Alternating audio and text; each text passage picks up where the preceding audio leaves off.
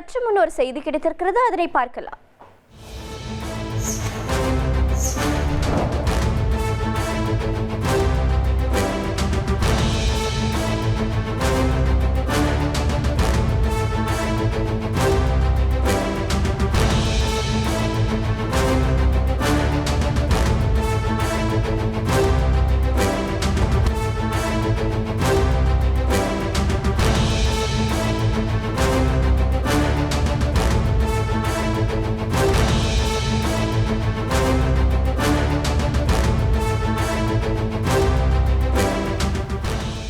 அண்மை செய்தி. சென்னையில் தனியார் அறக்கட்டளைக்கு ரூபாய் 1000 கோடி நன்கொடை பெற்றுத் தருவதாக கூறி மோசடியானது நடைபெற்றிருக்கிறது.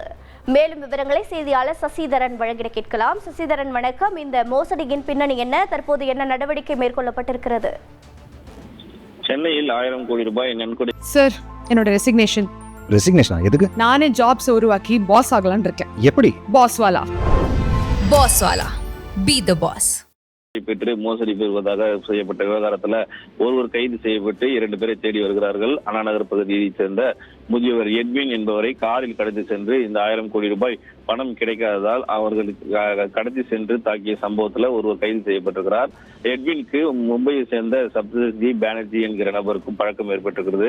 இவருக்கு மும்பையில் இருக்கக்கூடிய நிறுவனங்களுக்கு தொடர்பு இருப்பதாகவும் அங்கிருந்து தனியார் நிறுவனங்களுக்கு மூலம் அறக்கட்டளைகளில் பணம் பெற்று தருவதாக கூறி ஒரு 1000 கோடி ரூபாய் அறக்கட்டளைக்கு பணம் தருவதாக கூறியிருக்கிறார்கள். வேலைச்சேரியில் இருக்கக்கூடிய தன்வந்திரி அறக்கட்டளைக்கு பணம் பெற்று தருவதாக கூறி விமானம் மூலமா இங்கிருந்து துபாய் நாட்டிற்கு சென்று அங்கு இருக்கக்கூடிய தனியார் நிறுவனத்தில் பேச்சுவார்த்தை நடைபெற்று அதற்கு கமிஷன் தொகையாக இந்த மும்பையில் இருக்கக்கூடிய நபர் 35 லட்சம் ரூபாய் பணம் பெற்றிருக்கிறார். ஆனால் அந்த 1000 கோடி ரூபாய் நிதி அறக்கட்டளைக்கு வராததால் இந்த தனியார் நிறுவனத்தை சேர்ந்த, அதாவது அறக்கட்டளையை சேர்ந்த நபர்கள் எட்வினை தொடர்பு கொண்டு கேட்டிருக்கிறார்கள். அதற்கு அவர் முறையான பதில் அளிக்காததாய் அவர் காரில் கடத்தி சென்று தாக்கியதாக கூறப்படுகிறது.